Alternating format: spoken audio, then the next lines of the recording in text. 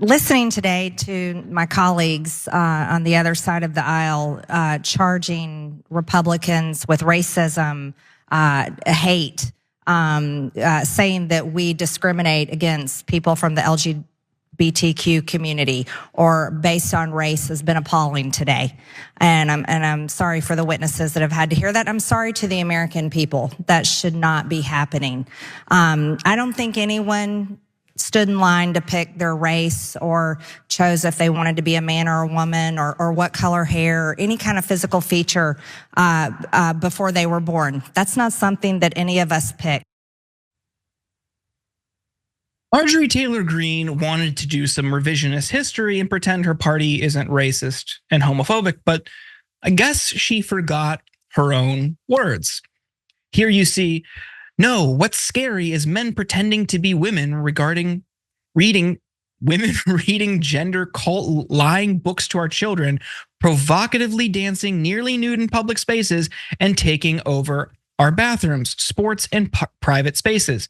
Women and children need protection from them. Now, in that tweet, she's talking about a drag queen who was born female and does drag, going to the Hill to lobby for LGBTQ plus protections. There's nothing inherently wrong with that. But Marjorie Taylor Greene just continues, unfortunately. She adds, the Pride movement is not about rights for gay people anymore. Every American has equal rights. The Pride flag has become a symbol of aggression that should be concerning to all Americans. This is an evil, perverted, and hyper-sexualized agenda that is targeting kids, and it must end. Democrats are the party of pedophiles. Progressives in the House just introduced the so-called Trans Bill of Rights to further sexualize kids by eliminating state-level bans of gender-affirming experimentation on minors.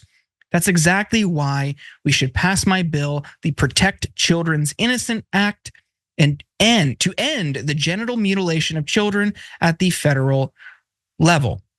Then there's the racism. Besides her worship of Trump, who is, of course, a massive racist, she spoke at a white nationalist event. She's been cozy, of course, with Nick Fuentes. She also pushed great replacement rhetoric and threatened Speaker Mike Johnson with ouster. She also compared Black Lives Matter to the KKK. I mean, this is somebody who demonstrably, time after time after time, has peddled conspiracy theories, homophobic language, racist rhetoric. The list goes on. Yasmin, I'm curious, do you think, I guess, what do you make? Let me phrase it this way. What do you make of Marjorie Taylor Greene taking offense to a label of the Republican Party and even her being homophobic or racist? Yeah, well, we all love MTG and she loves us. But what's interesting to me about bigoted people is that, at least in the modern era, they recognize that publicly it's not cool to be bigoted. They understand that people don't like bigoted people, and they understand that bigotry is not a popular stance for public figures and political officials to take.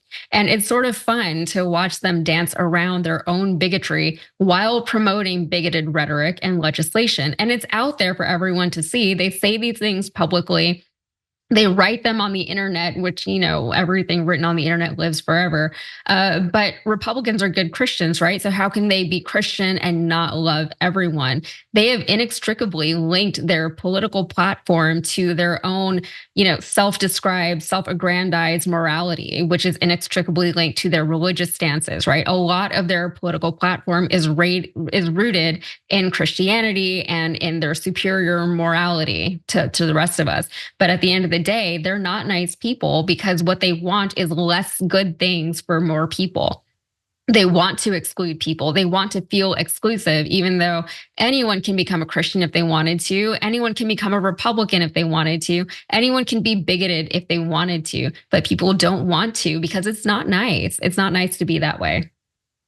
Yeah, the Republican Party, and I think it's pervasive throughout our entire political system, but the Republican Party especially prides itself on attacking and humiliating the other side. Like how much of you see it. Think about how much right-wing rhetoric is about owning the libs or liberal tears or triggering the libs, and how little of it is about actual policy. And when you even look at the things that she's doing or proposing that are policies, it's just to attack a marginalized group of people. Her entire politics is about attacking people who are vulnerable in our society. It's nothing proactive. It's nothing constructive. It's just to denigrate, to attack, and to further marginalize already vulnerable people in this country. It is a politics rooted in hate. And that is what they build on. And the stuff with trans affirmative care, like, why do you care what a family does? What medical decisions a family makes? Same goes for abortion. That's not your decision. Why, if you are a small government conservative who allegedly defends and stands for freedom, why are you, as a federal politician, upset about personal medical decisions that families make? I will never understand that. No one ever accused Marjorie Taylor Greene or the Republican Party of being ideologically consistent, but here we are. It's just, it's truly a sad state of affairs. Yasmin, I don't know if you have any more to add, but I'm so frustrated with her and the fact that she's still in Congress. Yeah, I mean, that is very hard to deal with on a day-to-day basis, especially because, she represents such a small bit of our country, and yet the rest of us just have to deal with her all the time. And we know that she loves the spotlight, so she's always in it. We always have to talk about her. But I think you're absolutely right. Why does she care so much? If I was a legislator, which I am not, but if I was, I would imagine that my goal would be to make life easier for more people, for the most people, right? And that really just stems from the fact that I am me, right? I'm not even you. I don't know what your lived experience is. We have a lot in common, I'm sure, but I have no idea the things that you deal with on a day-to-day basis, and I would not presume to know those things, right? So what I would do is I would give you the tools and the support that you would need to make whatever decision is best for you, is best for your family, is best for your community, right? And that's why we have different levels of government, all the way up from the federal down to like the county level or the city level, the town level. Because this country is just so big that it is practically impossible to govern in any kind of meaningful way that's going to resonate with the majority of Americans. There's so much diversity within this one country, right? And we try to loop all of that diversity under the umbrella of looping, or put it under the umbrella of Americanisms, right? We're all American. We all believe in these things. We all want these things, but it's just not true. We don't really understand each other. Even if you look at rural Americans versus urban Americans, there is very little overlap as far as value systems, as far as just our day-to-day lives, the way that we live, the way that we want to raise our children, the way that we want to conduct our own lives. And I think that's why it's so frustrating. And especially with all of the recent Supreme Court rulings, even on issues where there is actually a majority of Americans can get behind certain things, like the idea that we want cleaner air and cleaner water. Even those things feel like we can't even get a win there. And so it is very frustrating. So I don't blame you for being frustrated over this. I don't blame members of the LGBTQ community if they don't want to ever forgive someone like Marjorie Taylor Greene. Yeah, absolutely. It's her, Lauren Boebert, like it's just, they went from people who built their name recognition, built their brand on triggering the libs. Like Lauren Boebert, what did she do? She ran a restaurant that got people sick, that had a gun theme, and then from there parlayed that into a congressional run. And Marjorie Taylor Greene has all the trappings of somebody who just spent most of their adult life believing everything they read on Facebook and making a political ideology out of that. And I think people need to understand they're not going to be the last like that. We're going to see more and more people run for Congress like that in especially rural red areas.